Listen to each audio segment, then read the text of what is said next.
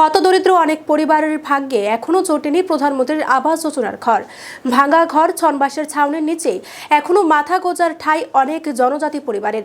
নেই বিপিএল কিংবা অন্তোদয় রেশন কার্ডের সুবিধা পর্যন্ত। এমনই এক করুণ দৃশ্য দেখা গেল পেচারথল বিধানসভার লক্ষণছড়া জনজাতি এলাকায়।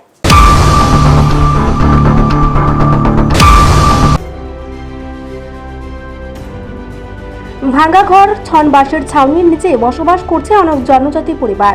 পাচ্ছে না প্রধানমন্ত্রী আবাস যোজনার ঘর, নেই বিপিএল কিংবা অন্তোদয় রেশন কার্ডের সুবিধা। এমনই করুণ দৃশ্য দেখা গেল কুমারঘাট মহকুমার পেচারথল বিধানসভা এলাকার লক্ষণছড়া উপজাতি এলাকা থেকে।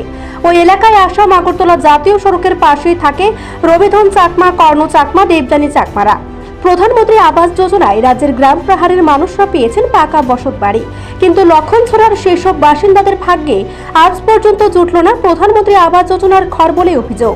বছরের পর বছর ছাউনির নিচে কুড়ে ঘরে স্ত্রী সন্তানদের নিয়ে দিন কাটাতে হচ্ছে দিনমজুর ওই পরিবারগুলোকে। শুধু তাই নয়, রাজ্যে 25 বছরের বাম আমল কাটিয়ে বর্তমান রাম আমলের 6 বছরেও হতদরিদ্র রবিদান চাকমারা পাননি একটি বিপিএল কিংবা অন্তোদয় রেশন কার্ডের সুবিধা পর্যন্ত। অবাক করার বিষয় হলো, নুন আনতে যাদের পান্তা ফুরোয় অবস্থা, রবিদান চাকমাদের মতো পরিবারের আজও ভরসা বিপিএল রেশন কার্ড। রবিদান চাকমার স্ত্রী দোয়েল চাকমা জানালেন, বৃষ্টি এলে বর্ষার জল অঝরে প্রবেশ করে ছাউনি দিয়ে সরকারের প্রতিনিধিদের কাছে সরকারি ঘরের জন্য বহুবার আবেদন জানালেও কেউ সাড়া দেয়নি বলে অভিযোগ। এলাকার বিধায়ক তথা মন্ত্রীকে সমর্থন করলেও তাদের ভাগ্যে আজও ঘর জোটেনি বলেই অভিযোগ। আক্ষেপের সুরে জানালেন সরকারি সুবিধা বঞ্চিত রবিদান চাকমা, কর্ণ চাকমারা।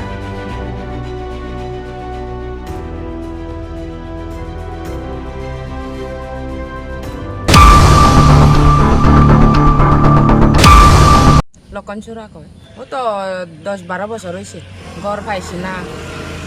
আর রেশন তো আমরা নিজে থেকে দিয়া বানাইছে, সরকারে দিছে না। 5 জন ছেলে, 3 জন আর আমি দিই। ও তো কাজ করিয়া খায়, আজিরা কাজ করিয়া।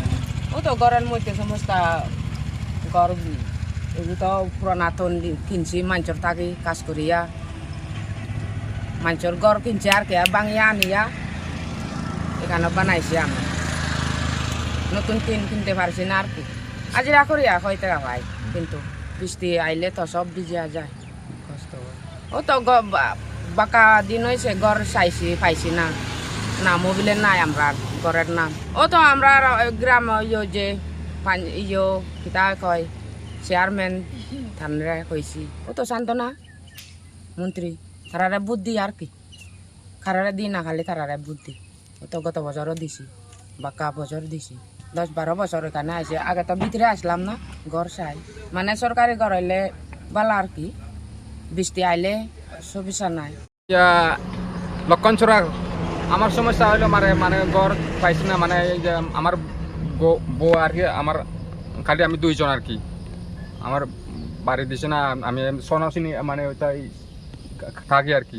আমি আছি মোটামুটি বছর হইলো ওইখানে। আমি কাজ করি আর কি, যে কোনো কাজ ফাইলে করি আর কি, মানে হাজিরা কাজ, ওই নানা কিছু নাচ করি আর কি, কাজ। এমন আরো অনেক পরিবারের ভাগ্যে এখনো জোটেনি সরকারি ঘরের সুবিধাটুকু। শুধু ঘরে নয়, বিশুদ্ধ পানীয় জল চলাচলের উপযুক্ত রাস্তা সহ বহুবিধ সমস্যা আজও হাঁপিয়ে উঠেছে ত্রিপুরার একাংশ সমতল থেকে পাহাড়ি জনপদ। কুমারঘাট প্রতিনিধি রিপোর্ট, এশিয়ান টাইমস।